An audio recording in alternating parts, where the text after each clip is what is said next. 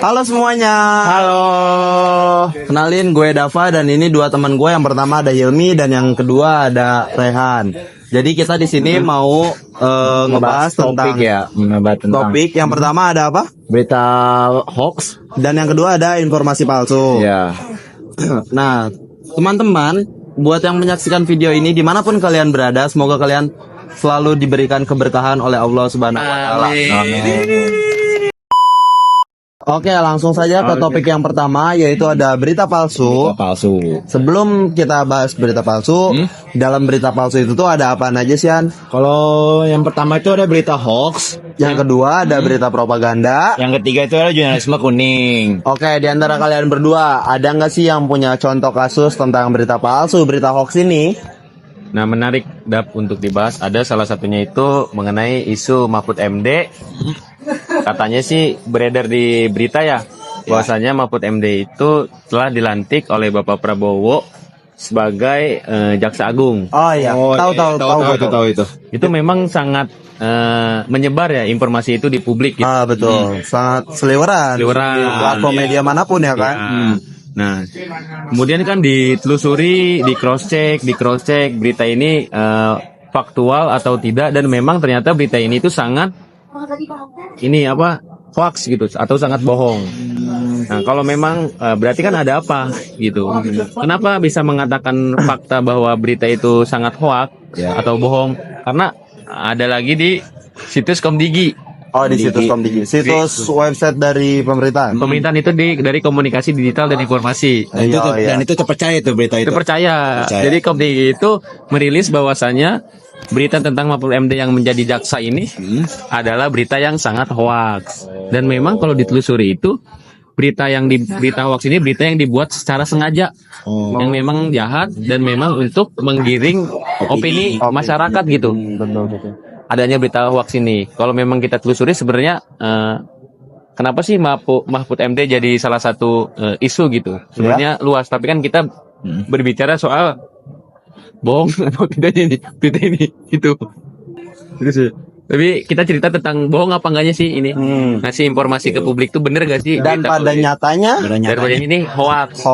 Dan banyak yang mengkonfirmasi dari berita-berita yang memang sudah terverifikasi dan terpercaya. betul. Ternyata nyatanya bukan Mahfud MD kan yang Bukan. Dan memang jaksanya itu memang masih Bapak ST Burhanuddin, yang waktu itu dilantik pada tanggal 20 Oktober bersamaan dengan Kabinet Merah Putih. Seperti itu.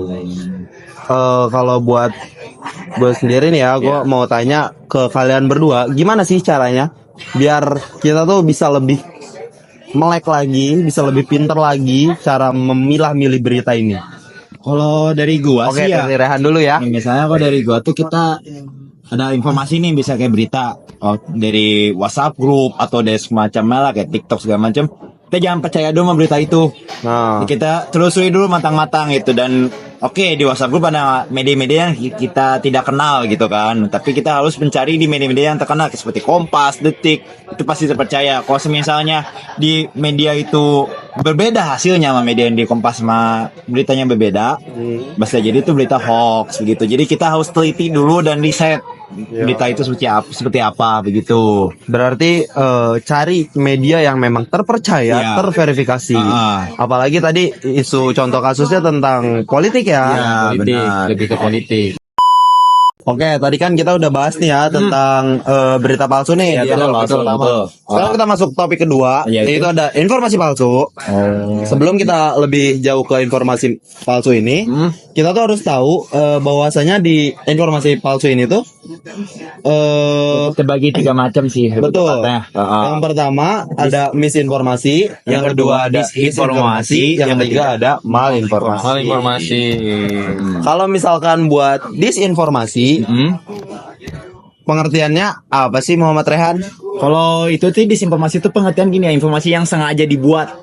Kayak misalnya untuk memunculkan kayak misalnya ini berita ini bakal menggiring, informasi ini bakal menggiring ke orang-orang gitu. Seperti contoh kayak misalnya vaksin COVID yang katanya buatan pemerintah itu ada chip yang bisa kita yang dilacak. Nah, itu kita vaksin. Padahal ternyata itu tidak vaksin tidak ada chip di dalamnya. Oh iya, oke. Terus yang kedua ada Yang apa kedua tadi? itu yang misinformasi atau informasi yang salah yang Informasi yang tapi salah. orang ini tidak tahu itu benar apa salah kayak Tidak gitu. bermaksud. Tidak bermaksud Maksudnya. ya. Yang kayak misalnya contoh kayak menyebarkan berita bencana alam kayak gempa bumi tapi berdasarkan ramalan. Kan sering terjadi betul. dan targetnya yang misalnya masih ini kayak ibu-ibu yang di grup WhatsApp grup yang langsung nyebarin kayak gitu. Contoh kasus kayak yang dulu 2012 kalau ada tahu Mama Loren. Iya, Iya, yang Mama bahwa Loren. isu ada bahwa nanti bakal ada terjadi kiamat. Kiamat di 2012. Iya. Tapi alhamdulillahnya kita di 2024 ini menuju 2025 Masih hidup. Hidup, brother, hidup. Oke, selanjutnya ada apa Rehan? Ketiga, informasi. Malinformasi. Ini sebenarnya hampir sama sih sama disinformasi pengertiannya. Betul. Informasi Setuju ini saya. benar-benar dibuat sengaja tapi digunakan untuk merugikan seseorang. Untuk Misalnya merugikan Cuma seseorang. salah satu gitu ya. Cuma salah satu yang Enggak, dirugikan. berarti kalau disinformasi itu animal ya. Iya nih mal. Berarti kalau mal lebih ke Kayak menjatuhkan reputasi, iya. satu orang ya, Satu orang. bukan ke kelompok ya. Contohnya? Contohnya kayak membocorkan email pribadi seorang pejabat publik untuk mempermalukannya di hadapan politik. Waduh, itu sih bahaya ya. Ada nggak misalnya kasus yang hari ini terjadi gitu kan? Kalau misalnya tentang kayak misalnya nih, kayak beredar bahwa kan tahu kan Hasto yang tertangkap korupsi Oh iya. dari fraksi Saya PDIP. tahu tuh. Iya. Ya, nah dia kan memang tertangkap KPK. Namun dia mau nyerang balik, bahwasanya dia punya punya video-video terkait dengan pejabat pemerintah. Itu masuk nggak sama malinformasi atau memang beda itu? Kayaknya itu tuh masuk sih ya, lebih tepatnya masuk gitu kan. Sama aja kayak malinformasi ini kayak buzzer yang menjatuhkan. Kayak misalnya kayak kemarin tuh Pilpres. Iya. Itu kan langsung menjatuhkan. Nah, ada nyewa buzzer kayak misalnya keburukan dia, ada segala macam. Padahal itu hoax gitu. Berarti lebih ke menyerang informasi ini tentang Iya. ke individu dan Individu. membunuh karakter yang bunuh karakter seseorang seperti gitu itu. ya. Berarti teman-teman kita harus sadar bahwasanya jenis-jenis informasi itu banyak Banyak bang. Betul. Kita harus tahu, tadi udah dibabarin sedikit. Intinya yang saya tangkap bahwasanya kita tuh harus lebih teliti dalam mengemas informasi, Ya, dalam betul. menilai informasi. Betul, betul. Dan jangan pernah malas untuk melakukan Riset. setuju.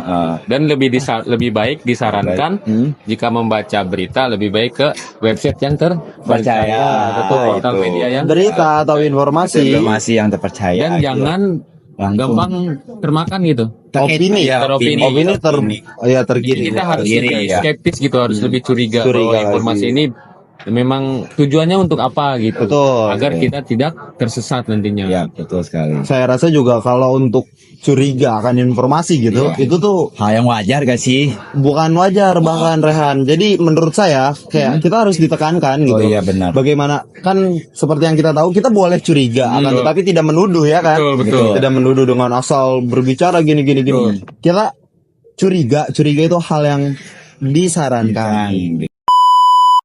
Oke teman-teman, jadi tadi kita udah maparin ya. Ya, benar. Sedikit sih sebenarnya. Sedikit sih sebenarnya. Kalau misalnya mau mengulas tuh panjang banget tidak ya? Betul. Jadi intinya terima kasih buat yang udah setia nontonin kita ini. Hari ini program kita membahas tentang fakta, informasi palsu, dan juga tentang kebohongan.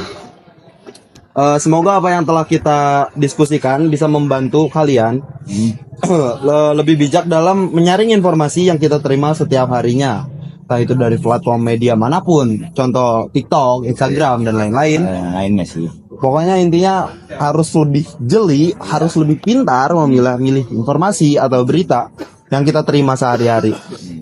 Karena bagaimanapun juga, apalagi kita khususnya yang tinggal di daerah perkotaan yang setiap hari terpapar oleh media. Media dan informasi-informasi gitu. Betul.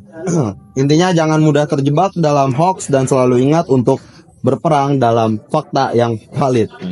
Buat teman-teman yang lain ada nggak Mungkin saran-saran? kita harus bijak sih dalam membaca berita gitu. Ya. Kita harus tahu dulu kita harus riset dulu dan jangan gampang termakan gitu informasi yang ada di berita tersebut.